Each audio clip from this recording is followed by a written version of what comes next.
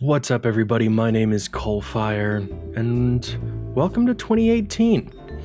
So, I wanted to take a little bit to kind of look back on the channel's last year. I mean, it's only been 6 months since we started, but I wanted to take a little time to just recognize some of my favorite games that I've played over the last 6 months or so. This is in no way a CoalFire's top 10 or my game of the year award, if I even have the right to do anything like that. I just wanted to go over a couple of the games that really stuck out in my mind over the last 6 months that we've been doing this, because I think since I've started the channel, I've played more games in these last 6 months than I have in my entire life. And it's honestly been kind of overwhelming with as much as I've played and going back through the list. And, we're almost at 340 videos, and a large majority of those are one-offs, single episodes, first looks. Yeah, there's been a lot of games. So, the first one is definitely Scotoma. I know I raved about it when I played it originally, but I loved how absolutely effective it was with its horror with so little going on. It was a gross, flat floor, a door, and some sound effects. And that was everything that was going on in it. And it managed to be this awesome, crazy, tense, scary adventure through this nightmarescape. And I love how much it was able to do with so little. Following up on that same theme is Disconnected, which, if I remember correctly, was made for Asylum Jam. I'm not going off any kind of script here. I made a short list of games to talk about, and I hope I'm able to actually talk about them all correctly, accurately, all that kind of shit. But Disconnected was made for a very, very short-term game jam and did a lot of the same things that Scotoma did. It was based in a very small environment, and it got everything across that it wanted to with text messages and sound design. There was hardly anything else going on in terms of actual gameplay, in terms of actual threats. It just set up this environment and told a short story via these texts that was absolutely unsettling. That was just, somebody going crazy, apparently. Go watch the video for yourself to see what actually happens. But I don't know. It's really amazing what horror games can do with so little. That so many nowadays go for this over-the-top, jump scares and gore. But so many of the ones that I have loved over the last year or so have all been these super minimalistic, just unsettling horror experiences. And I think that they're so much more effective than so many real AAA games. I say real AAA as in big budget, not real games. These are all real games and shit. Well done, Cole. Then, kind of switching gears, Museum of Dubious Splendor. I know that this game doesn't have a ton going on in it at any one time. It is a collection of rooms and stories. And in playing it, I just thought that this, symbiosis between the amazingly detailed and kind of subversive stories paired ridiculously well with the rooms that it then throws you into. And the fact that the entire game itself was telling its own story in telling those stories, I absolutely loved all of the layers of depth and subversion that were going on. And the developers told me afterward that the stories that were in the game were all made up by them. There was no publishing issue, there was no editing issues that the story presents there as being, and it really made it a hell of a lot more effective going into that. So hopefully you watched that one before this, because now going in, I'm gonna look like a dumbass going through the whole thing. But, you know, that's part of what made the game awesome. Yeah. Then following up again with storytelling, like Roots in the Soil. There's just something about the beautiful minimalism of it, in that you're following two parallel stories. Likely the same person.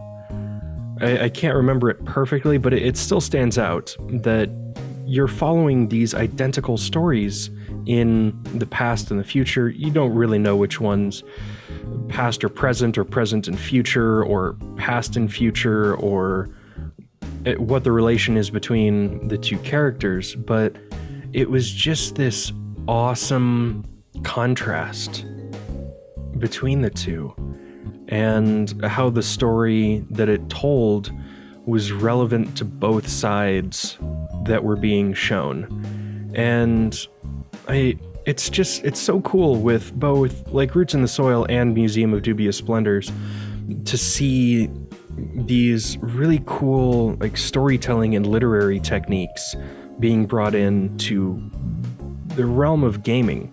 Because for the longest time, games were just a thing that you could play to win.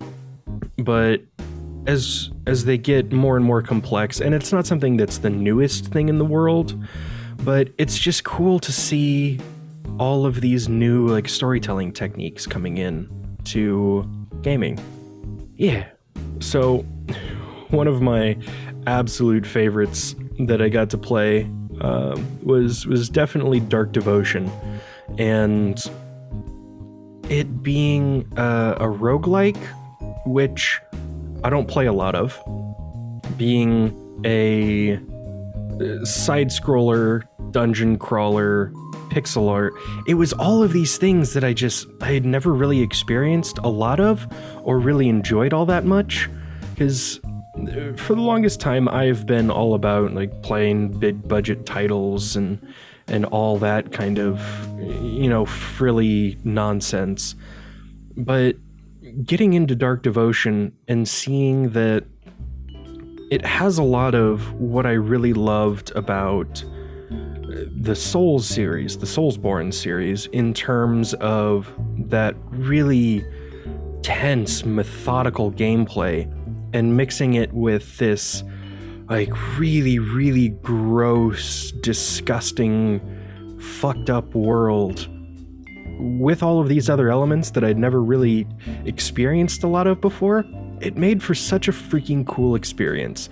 I know I've only played the heavy demo so far, and there's going to be a hell of a lot more to that game when the full version releases, which I am very excited for. But it was just such an awesome experience. It's that same like love-hate relationship that I've always had with the Soulsborne series, and mixing that in with a roguelike just made for such a freaking cool experience. And it's one of the games on here that I still get to look forward to playing more of, and that makes me really freaking happy. Going further on to the theme of me experiencing new things, then I definitely have to put Snake Eyes on here. I don't know how to pronounce the other part of it. Cineric? I don't know. It's Italian. I've never played pen and paper role-playing games, and I've never enjoyed card games all that much. It's just two things that I, never found all that much interest in. But it was so strange to me in finding Snake Eyes that merging the two of those together in a video game form made for such a cool experience for me. I don't know, it was just this such an interesting merger of elements from pen and paper role-playing games with some chance-based card game mechanics in it, and all of that on top of this, like, I want to call it medieval zombie fantasy. It was just this merger of so many different aspects of so many different things that just ended up working out so freaking well. And I know the game's crowdfunding campaign wasn't completely successful, but I know the game is still in development, and it's another one of those that I still get to look forward to playing more of when the full game is released. And I gotta say, I really want some more of it. Going in that first episode, I was just like, what the hell am I doing? What am I playing? I don't know if I'm gonna like this all that much. And I even said, I don't know if I'm gonna like it. I don't know if I'm gonna enjoy it. I don't know if this is something that I'm gonna even find interesting in any way. And it ended up being able to tell this story that was just, it was so cool. So freaking cool. And told in such a way that really made it feel like you were having an impact on everything going on. It's just really well done. So, I don't really have any criteria for these games. I know I have played a few AAA games. I know I've played some like professional indie. I've played some solo indie. I've been all over the place in this kind of stuff. But it's a game that I talk about all the time, and something that I couldn't, in good faith, leave off of this list, which is Hellblade: Senua's Sacrifice. I absolutely love that game. I think it's going to be an experience that sticks with me for a very, very long time, because I've been seeing it more often in indie games, which I absolutely love, and that's covering subjects that are extremely sensitive or very hard to portray. And Hellblade covers mental illness very in depth and very well. And while the focus is more like, I want to say delusional mental illnesses like paranoid schizophrenia, other types of schizophrenia, I saw a lot of myself in Senua. And as scary as that is, it means a lot for somebody who has struggled with mental illness their entire life to see something like that represented so well in the form of video games, in entertainment, in this medium where things like this are so often misrepresented. And, you know, I'm not somebody who suffers from the same illnesses that Senua does, but seeing so many parallels in it, it was so cool. It was so cool. And then lastly, for my like big spiels is And the Stones Wept. I just absolutely loved it. It was this awesome blend of mythology and puzzle that was, I think what I liked most about it is that it was so lax in teaching the player that it never felt like the game was holding your hand, but it always managed to teach you what it needed to. And in terms of gameplay, it wasn't the most innovative game ever. In terms of visuals, it wasn't the prettiest game ever. But it's another one of those situations where all of the pieces come together so well that I think they made an experience that was greater than the sum of its parts.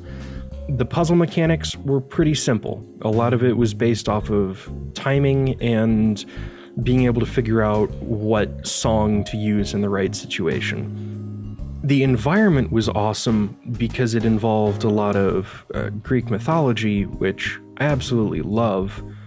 I love any kind of mythological tie-ins to these kinds of things. But it was a situation where it was, hey, here's the puzzle. You just learned that song back there. Figure out what the hell you're supposed to do. It was never a situation where a tutorial popped up on screen and said, if you see a puzzle like this, then you're going to want to do this, this, and this in this situation in order to get past it. It was just, hey, here's the tools, here's the problem, go fucking figure it out yourself. You're a big kid. And it's really cool to see a puzzle game that was just so straightforward. And I know that there's a lot of other stuff that I've played on the channel. There's a plethora of stuff that, you know, I don't have time to talk about every single game. And these are the ones that just really stood out more than a lot of the others. And I'm sure if I went back through every single game that I've played, I could probably say something about it and give a spiel just like these, what I liked, what I didn't like. It's what I do at the end of every video anyway. A couple other games that I wanted to just quickly fire off that I really enjoyed, but that I still want to talk about, to mention, just to say these are some awesome games. Most of them, they didn't do anything that was really, really standout-ish, but they were just really well-made, fun, interesting games that I enjoyed. And those were Unaligned, Paused, Agate. No matter how many times I talk about that game, I'm never going to be able to pronounce it correctly. Ownerism and Drowned. I loved all all five of those. Well done, Cole. You can really tell that this isn't scripted. This is just me talking. But yeah, those are all the games that really just stood out in my mind over the last 6 months or so. It's not my best of list. It's not my CoalFire's Game of the Year 2017. Because, I don't know, that stuff feels really artificial, and there's so many different aspects of so many different games that you can't compare them. Like, I couldn't compare And the Stones Wept to Hellblade, to Museum of Dubious Splendors, to Snake Eyes, to Dark Devotion.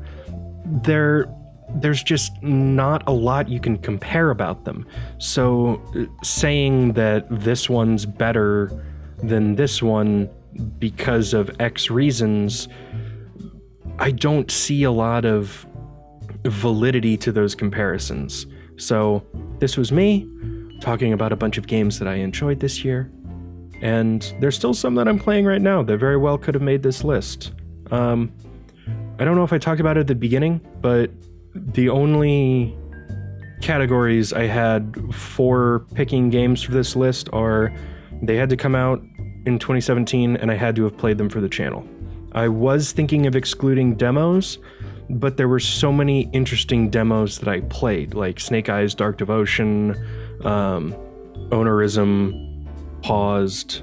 All of those were demos, which means I'm still looking forward to the full games. But I hope you all enjoyed this extremely rambly, nonsensical vomit, I suppose, of some games that I enjoyed this year. I've linked all of the videos down in the description below. And, you know, maybe if you're not doing anything, I mean, fuck, it's New Year's Day, go watch a couple of them. I know the Hellblade series is kind of long and kind of heavy, but goddamn, I want more people to see that game. I loved it so much.